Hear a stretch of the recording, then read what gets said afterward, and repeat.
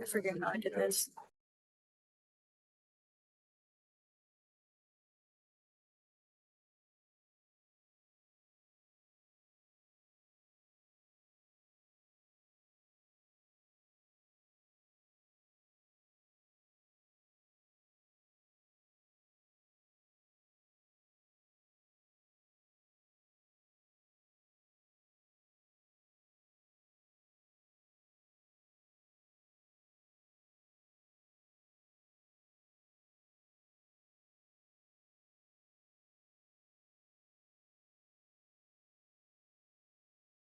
Yeah, but you see that going down year after year, it's because.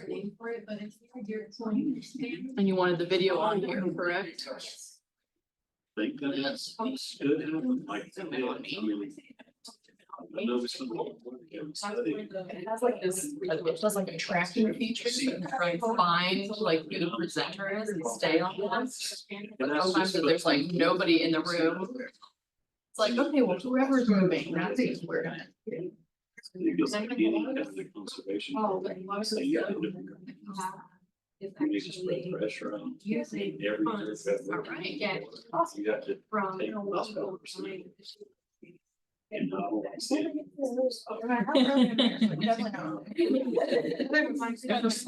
For some reason, the camera does anything weird. Hopefully we do now. I think this is the controls, you know, zoom in, zoom out, and then panning. Yeah, I know. Trust me, other exhibits should be able to-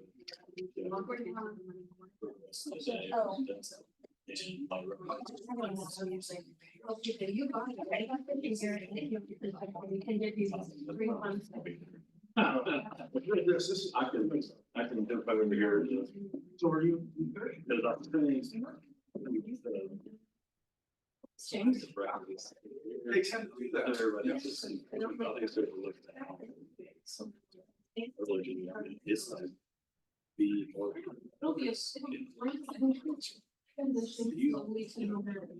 Doesn't have something.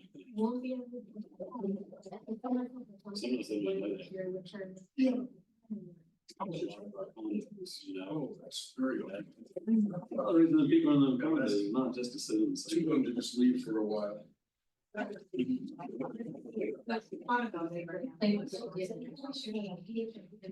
So that's like. A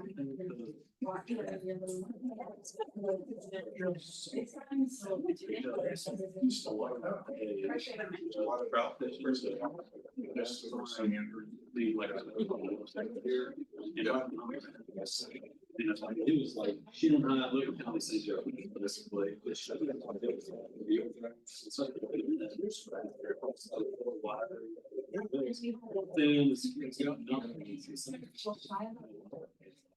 And I know other places, like. Or in Stewart. Yeah. But I kind of think I know where it goes. So 98 that connects one from.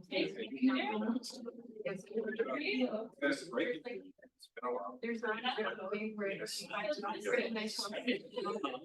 Yeah, no, this, I got. Yeah, exactly. I'll try this.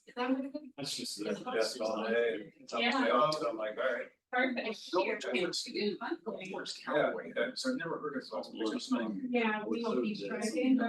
Okay, I look at it, that looks kind of like, but yeah. Yeah.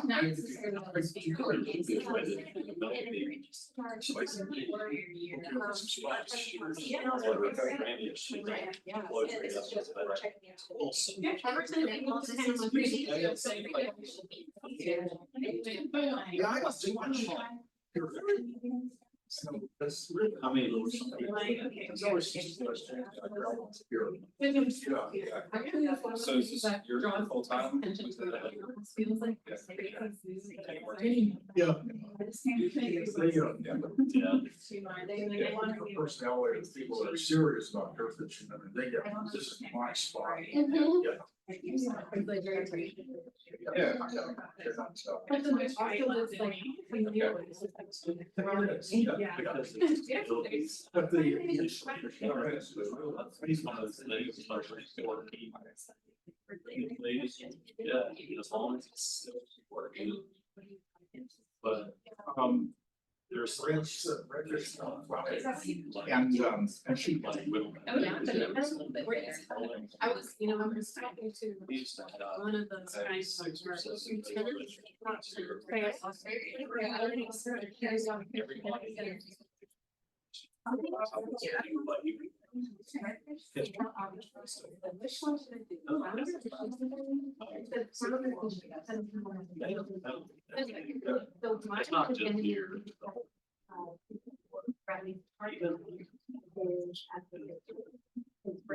But. Another part of the bank, another part of the. And been practicing after a slide, like, Islands. that's like all out.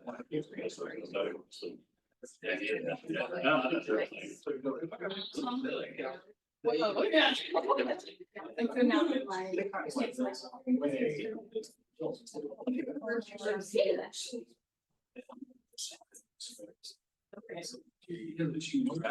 I run out and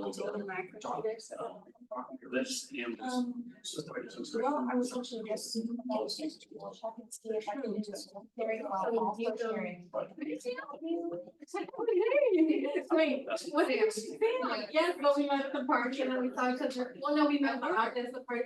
Yeah, office party, office party, office, It's work, it's like, okay, we're talking about sheep heads. Okay, so if you do target sheep head, are you just going to like adopt Kylie, or are you gonna go to the state park when there's? So we're a target for sheep head right now. Okay, so you're gonna. And then there's a couple of dogs that I want to try, very that I haven't got, Yeah. but. Bailey, and sure we're around so way, some of the other places. Oh, and they did bridge out like. I told him that I had That's something. in since before my child was born. Yeah. So now we get like the. Just drag. Yeah. Oh, we can too. And that's And it's the area around that is, so that actually the mess still was sticking out when I they cut it know, out there. And they went actually down. was told about that area right before. Yeah, It it's is pretty the good. property technically, so I do have recreation.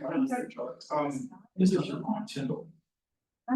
So after you get off the bridge. Yeah.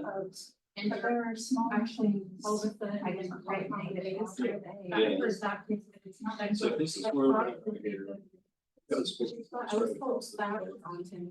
I think technically it's like right after the bridge, so, yeah. So maybe no one's gonna stop for a second. I don't think I.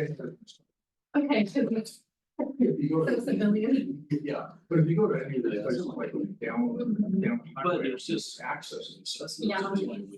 Yeah, then that's. I think we'll stop and ask there. I like. Yes, it's gonna be like Yeah. nobody else. Well, I would love to do this. So you see. For your strength, what are you saying? Yeah, you go like McDonald's drive through. That's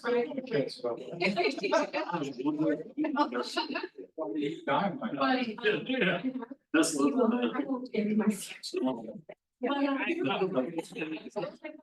That's why I love tea. And it's. The purpose. Oh. So what brings you Yeah, here well, today? we built. Ew, really? No. Oh, what is it? Can you like? Really? Oh, that's nice though. All right, everyone, we're gonna get started here in just a couple of minutes, so feel free to come sit and get comfortable, and please sign in at the back. We've got some drinks and snacks as well.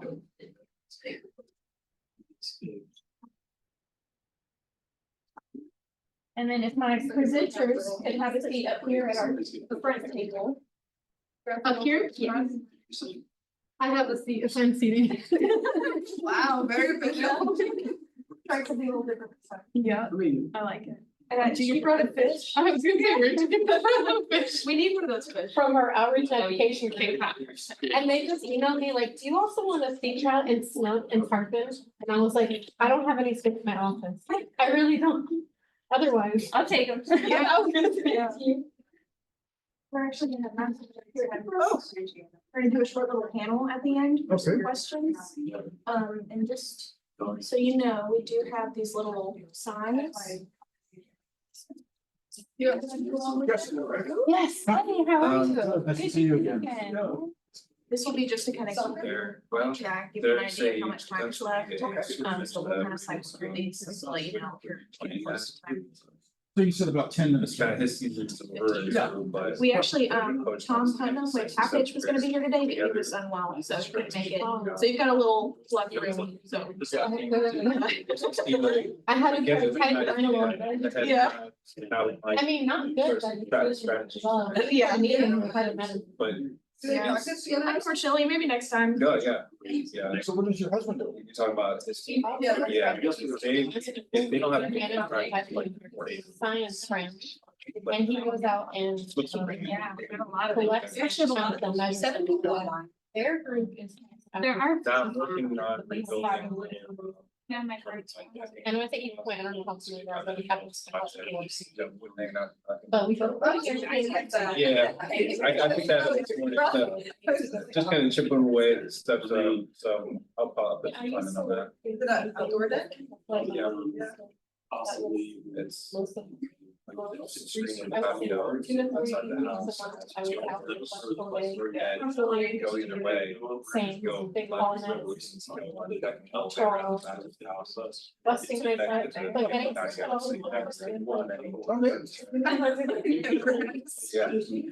pretty much eliminated. You see, that's like, no, I have no grounds. Actually, I did put some around. We just don't catch them. Right, yeah. So I was like, there's. And St. Andrews, they might actually more that was my best. Front yard is. Can't grow grass. That's incredible. Irrigation system and a lot of fertilizers and stuff like that. Some stuff that-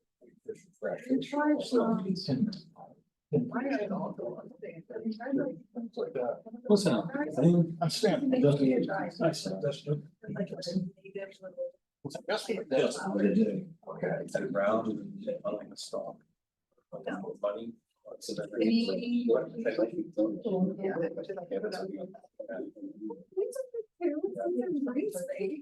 Yeah, there's stuff that grows there, but it's just not. So I guess the man gets the fish.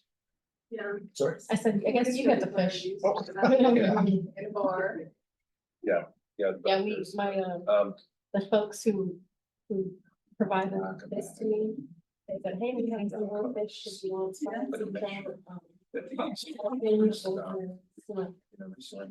It's not for to decorate your office, it's for outreach. Oh, is it? Well, we just got it. All right, everyone, we will go ahead and get started.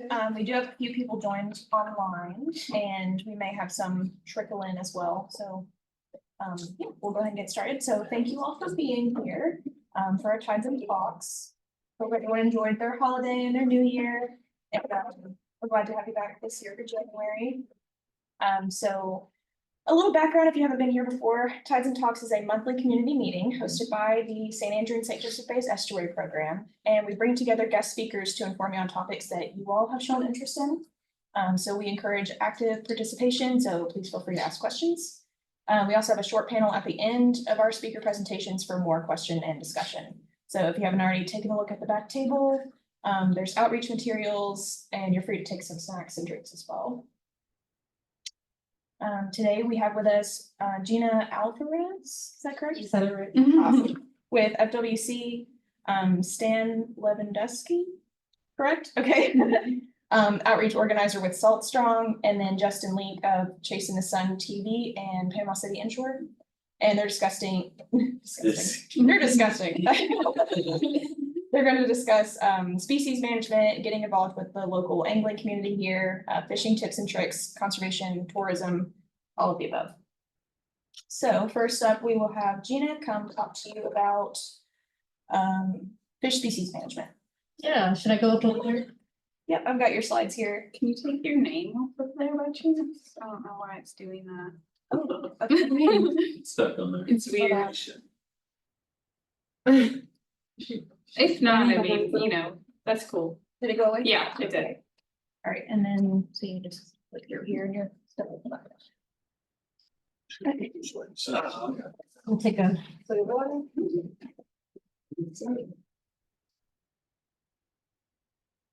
right, so I just gotta go next for the title slide. Space bar.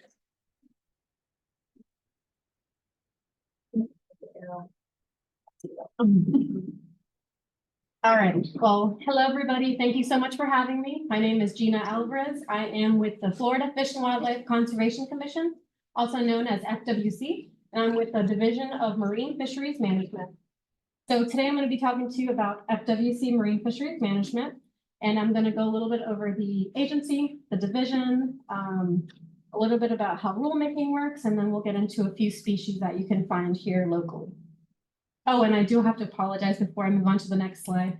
I do have a little bit of extra graphs on this presentation I won't be able to get through, so just giving you a little warning. Okay, so FWC, we manage fish and wildlife, manage more than 500 species of wildlife, over 200 species of freshwater fish, and over 500 species of saltwater fish and invertebrates. We're a large agency, we wear many hats, so we're divided into divisions, such as the one I'm in, Marine Fisheries Management. We have our science branch, Fish and Wildlife Research Institute, we have our law enforcement, etc. And our mission statement is managing fish and wildlife resources for their long-term well-being and the benefit of people. So the name of the game is balancing interest while also maintaining healthy natural resources. So we are led by our commissioners. There are 7 commissioners. They are appointed by the governor for 5-year terms, and they meet 4 times each year. So at these commission meetings, staff have the opportunity to present to the commissioners updates on, staff programs, issues. We get direction from our commissioners. This is also when the commissioners vote on proposed rules that staff bring to them for consideration. And it's also a public hearing, so the public can come to these meetings and provide public input. All right, so the Division of Marine Fisheries Management. The goal is conservation of fisheries for their long-term sustainability, economic benefits, and public enjoyment. So we're a relatively small group, about 40 to 45 people, but we're a mighty group. We're divided into 3 sections: analysis and rulemaking, which is where I fall under. These are the folks that are doing rulemaking for species that are found only in state waters. We've got our federal fisheries folks. These are the folks that are coordinating with the federal government to co-manage species that are found and managed both in state and federal waters. And then we got our last one, which is fishery services, kind of a catch-all, but folks in this group are focused on conservation and management, and they're doing things like outreach and education. The outreach and education group is the one that provided me with all this material, the red drum. We've got our artificial reef program. We've got our blue crab trap retrieval program. So we've got many other important jobs. All right, so basic rule development process. A large part of how we manage marine fisheries is through regulation. So this is pretty important. The rule development process depends on the species. The nature of marine fisheries is pretty diverse, but just to simplify things, usually, it starts with a fishery issue that's identified. So let's say I, as the manager, is hearing from the public, there's concerns about a species because there's low catch. So then our internal scientists from FWRI, they're going to consult us and they're going to give us available information on that species. So we're going to look at that data that they've collected. But then we're also going to go out to the public and we're going to gather stakeholder feedback to try to get a better understanding of the issue. So once we've got a solid issue and we know we want to move forward with trying to come up with a rule, we'll bring that to the commission meeting.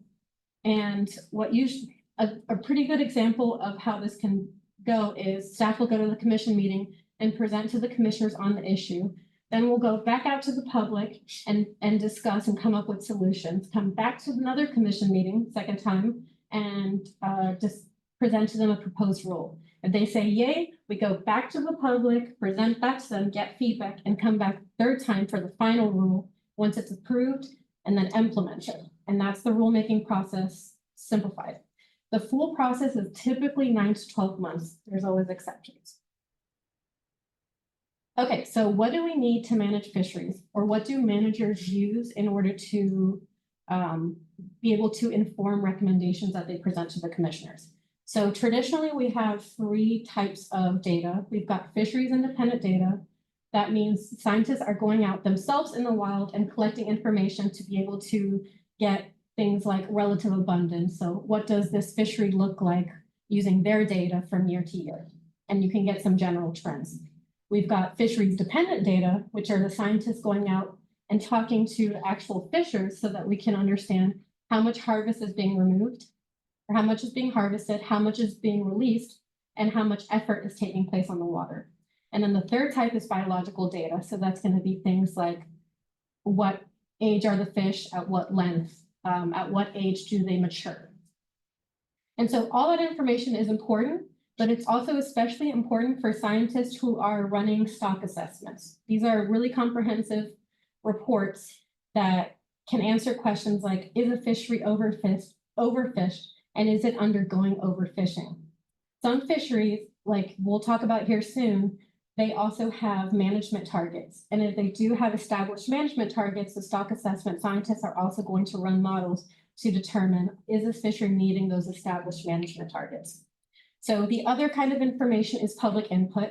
We use public input to identify issues, understand issues, come up with solutions. It's also required for rulemaking in the state of Florida. And then last of all, habitat and environmental data, something we've always thought about, but not until recently did we start using it explicitly. And right now we use it as an explicit metric for redfish and snook, and very soon it might be also for spotted sea trout. Okay, so next I'm going to go over a few species, popular inshore species that you might find here in St. Andrews Bay and St. Joe Bay. You've got flounder, redfish, and spotted sea trout. So flounder is one that we manage traditionally. So stock assessment comes out, let's say every 5 to 7 years. We talk to the public, and then we also, the managers come together and decide, okay, do we need to make any new regulations? Redfish, a few years ago, we implemented something called the regional management approach. Don't let that name fool you, because there's more to it than just creating regional management. So we'll talk more about that in a second. Spotted sea trout, I can't say that species name, I guess. Spotted sea trout is also traditionally managed, but staff is exploring implementing the regional management approach. When did y'all change the name from speckled trout? We didn't. That's why we call them speckled trout. That's way too hard to say. We didn't. I just use the name that's listed in the actual rule chapters, but. Come on, we need to change the rules. Okay, so flounder. This is managed as a complex of 4 species because they look very similar. Gulf and southern flounder are the most common in Florida, but the ones you're going to find the most on the west coast of Florida is Gulf. They reside inshore and spawn offshore. They're mostly targeted through hook and line and caught through gig and spear. And they're also mostly a recreational fishery. So the management approach with flounder is for sustainable harvest. And with the last stock assessment that came out, there was a slew of regulations that came into place in order to conserve spawning females. So that's the approach. And of course, this goes for all the species. We're always trying to, big part of it is angler value and satisfaction. Okay, so these are some of the graphs to ignore, as I mentioned earlier. So flounder, the last stock assessment had data through 2018. It wasn't a full stock assessment because unfortunately, we don't have enough biological information on flounder. It was found that southern flounder on the Atlantic was likely overfished and undergoing overfishing. And because there was a general decline statewide for all the flounder species in that group from 2012 to 2018, we did go ahead and make some regulation changes years ago. I'm not sure when the next stock assessment will come out, but I am interested in hearing feedback on what it's like since those regulations went into place. I've been hearing mixed feedback. All right, so let's go into redfish. So redfish, this is a success story because in the 1980s, they were severely depleted in the Gulf of Mexico, and some strict regulations were put into place, and ever since they've made a comeback. They reside inshore and spawn offshore. They're mainly targeted through hook and line, and they're a recreational fishing only, so no commercial fishing allowed. So management approach for redfish is twofold. The first one is that the commissioners have made it an escapement goal of 40%. What is escapement? Escapement means fish that are escaping the slot limit in order to make it to reproductive age and be able to sustain a population. So the more fish that escape your fishing pressure or the slot limit, the better our population will be able to sustain itself. So 40% is the goal, and this allows higher abundance of larger fish and enables stock resiliency. The second part about the management approach for redfish is that new framework that I mentioned to you earlier called regional management. This is only for, thank you, only for redfish, only for snook, maybe spotted sea trout in the future. So regional management is about having regions that are more smaller scale, in line with an angler's experience, having holistic metrics, so that also includes habitat and environmental data. And it also means that managers evaluate it annually. So not just when stock assessments come out, but regardless if there's new data or not, managers are taking a concerted look and saying, do we need to do anything with this fishery? All right, so redfish, the last stock assessment used data through 2019. There are 4 stock assessment regions, okay, so it's not the same as the management regions. The southeastern region was below the 40% escapement goal. The rest were good to go. The whole fishery was not overfished or undergoing overfishing, but like I said, we have an escapement goal of 40%. And so the last time we did rulemaking and we looked at all the metrics, we did implement some more conservative regulations and even close it in the Indian River Lagoon. So if you want to look at the holistic metrics for redfish, you can Google FWC redfish, scroll all the way to the bottom, click on the management region you're interested in, and you can pull up these 2 pagers. I have them printed out. They're not on the table, but I can pull them out after this. And you can take a look at all the information that we managers use to inform those decisions. All right, so spotted sea trout, that's our last fish we're going to talk about. There are 3 genetic stocks. They reside and spawn inshore, mostly targeted through hook and line, 98% targeted through recreation, and they're very sensitive to environmental changes. So the management approach for spotted sea trout, remember for redfish, we had talked about escapement, a management target. For spotted sea trout, we have a management target of SPR 35%, that's spawning potential ratio. Basically what that means is we want enough reproductive females out there, same concept as redfish. And so having enough of that enables stock resiliency, not just to fishing, but to things that we have a harder time tracking, like environmental changes. And spotted sea trout does have smaller management regions, but it has not, the regional management approach has not been implemented on it yet.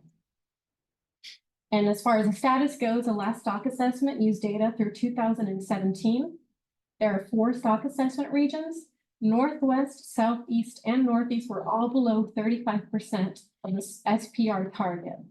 The fishery was not overfished or undergoing overfishing, but that only takes into consideration fishing pressure. And so the last time the stock assessment came out and we did have the engagement, there were also regulation changes. So very soon, I think maybe even this year, stock assessment, a new one will come out for spotted sea trout, and staff are going to be doing some heavy stakeholder engagement. So look out for that. Okay, I'm going to wrap this up with how you all can get involved in management. First off, speaking of fisheries dependent data, you all can complete any recreational surveys that get to your home, or you can speak to a dockside sampler if you're selected. You can submit public comment online. You can call our division number. You can attend public workshops. And then you can also contact your regional biologist. So that would be me. I am if you are in the Northwest region, the Panhandle, that's myself. I'm based out of Panama City. And then some extra resources, how you can contribute to conservation is report violations through Wildlife Alert. Call this number. Report fish kills at our fish kill hotline, the number up there. And then our website also just has a number of other resources. And I won't answer questions now because we have a panel, but if I don't get to a question or you just want to chat, this is my contact information. Email me, call me, and I also have business cards in the back. And then anything you see on the table, except for the friendly Florida angler sign, you can take. And that's it for the presentation. Thank you. I didn't have to red card you. Good job. I saw it. I know, it's like. Stan? Stan, you have it. All right. Hey gang, I'm Stan Lewandowski. And you can see that, okay, great, great.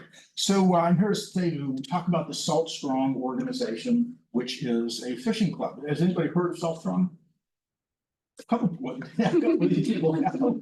Okay, great. So it's all recreational fishing. Everybody that's involved with it is, I mean, that's what it's about, right? Is fishing. So we talk about things, wade fishing, shore fishing, surf fishing, kayak fishing. A lot of people in the club have their own boats. You know, so it really is anything about fishing. So it got started. So Salt Strong is actually a very, very large organization, and it got started actually technically in 2015. So these two guys up here, Joe and Luke Simons, they're the two guys who were the original founders of Salt Strong. They were both in the financial services industry in the Tampa area, and really, really involved with fishing, involved in water sports and things like that. And you know, they fished big tournaments and that sort of stuff. But they wanted to find ways of getting people more involved, and you know, very, very focused on fishing for fun and fishing as a family activity and a community activity and things like that. So as it says up here, they actually in 2014 they announced they were quitting their jobs and they were just going to focus on the Salt Strong, on developing the Salt Strong organization. So that's where that's where it came from. And they do have a mission statement. I'm not going to read every bullet up there, but a couple of them, you know, to help you, your kids, and your family catch more fish. Provide great fishing gear, direct fishing entertainment. So one of the things that they with fishing entertainment is some of the early YouTube videos about fishing. You know, they're really cheesy. It was people trying to build a YouTube channel. It wasn't very professional, things like that. So they're like, hey, you know, we can do something much better than that. And have interesting stuff on there, as well as some good training and education. You know, things about how you do things. I mean, like one of the things that just befuddles every fisherman getting started, particularly with saltwater stuff, is knots.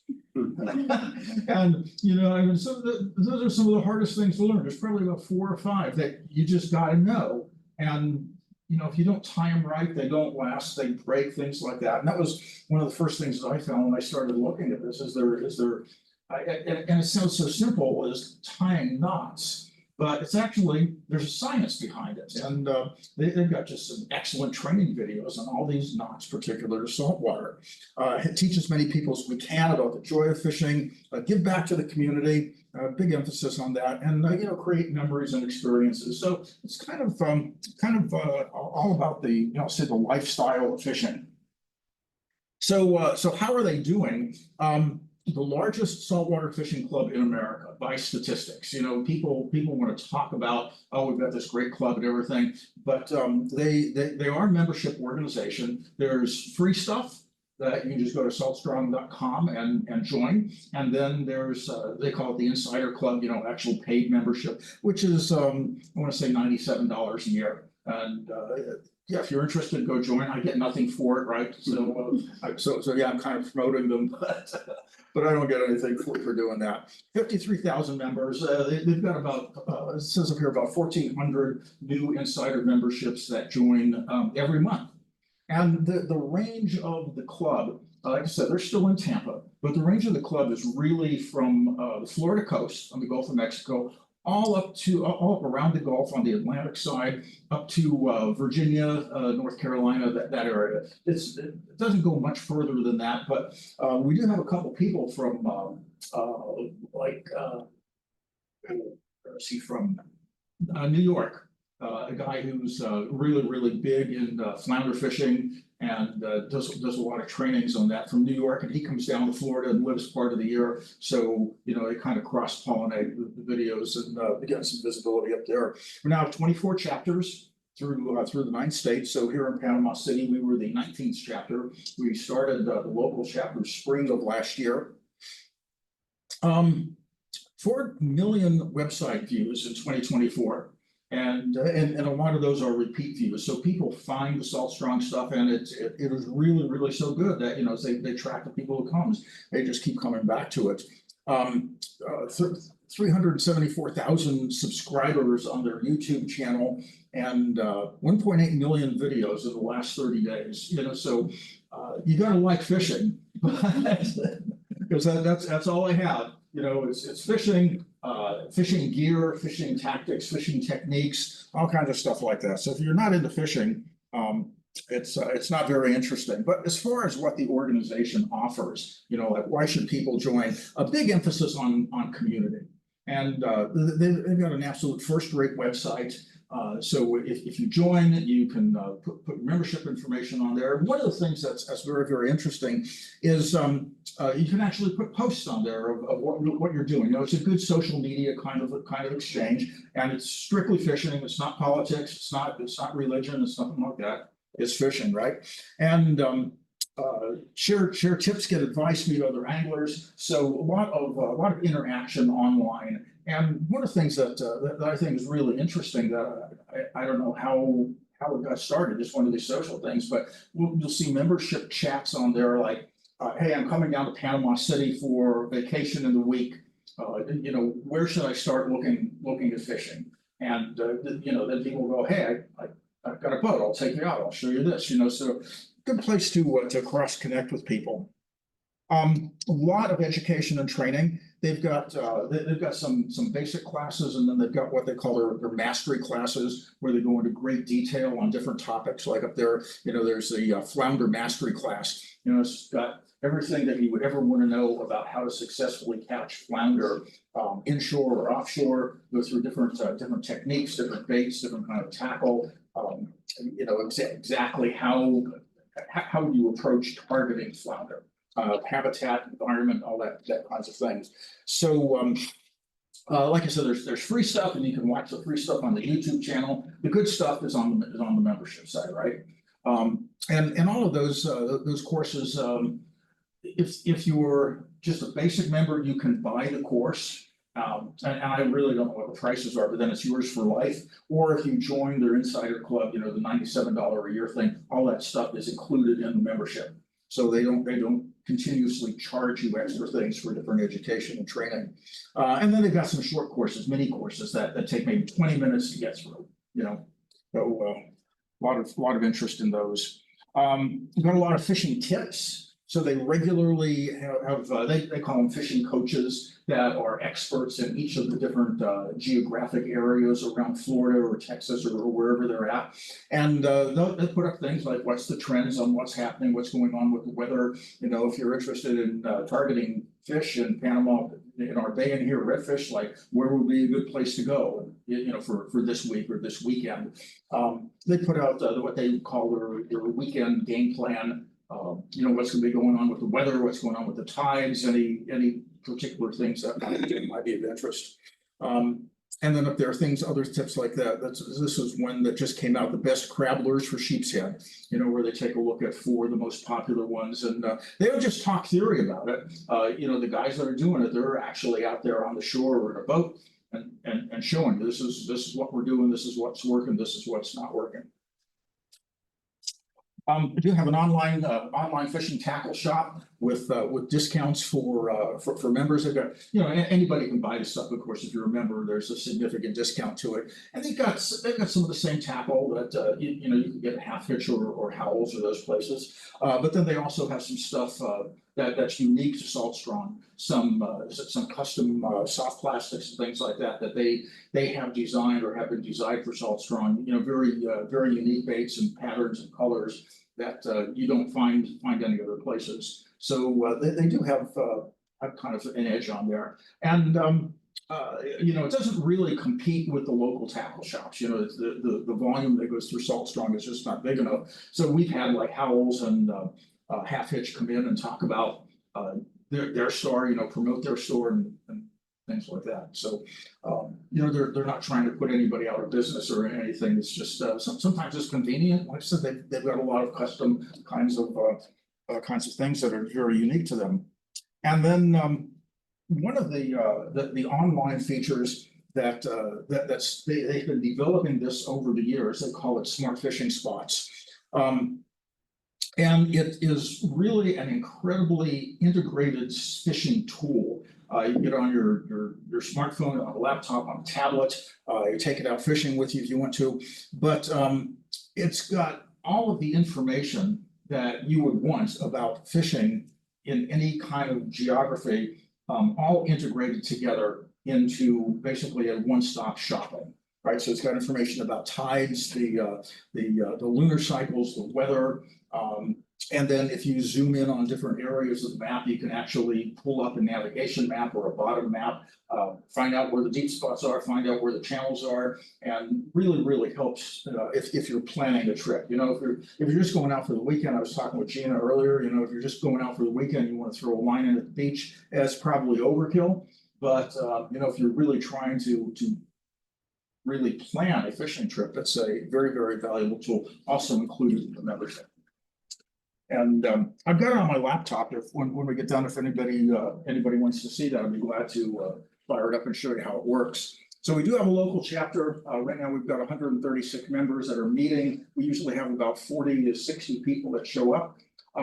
Fourth Thursday of every month at House of Henry in downtown, 6 to 7:30, and they treat us really good there. You know, House of Henry is a great restaurant. They have a special menu that they put out for the meeting.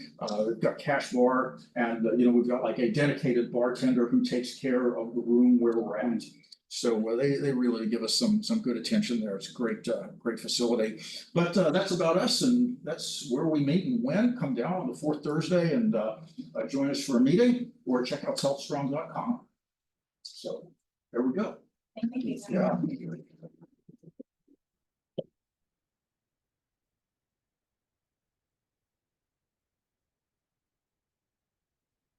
I have to grab all my stuff or I'll leave it there for you.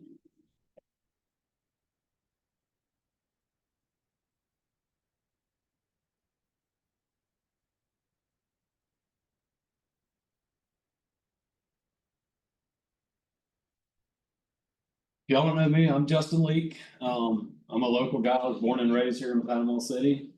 And growing up here, recreational fishing is, you know, kind of became more than a hobby or something I did on the weekends. You know, from a young age, probably in elementary school, I just became obsessed with it. And I'd say for the first 15 or 20 years of my life, it was more of a problem than it was a blessing. There was a lot of days getting in trouble because of fishing. I didn't get put on restriction as a child. My parents actually took my fishing rods away and would lock them in their glove. So that's kind of where I started as a kid. And, you know, I can't think of a better area to grow up with that type of obsession, because we have everything. We have a beautiful bay system. We have a lively Gulf out here. Sandhills, great freshwater fishing, multiple rivers on either side of us, you know, to fish for different freshwater species. So that's, I guess, why it was always encouraged and became such a focal part of my life. But I figured out real quick that I was going to have to make this an actual career or a profession.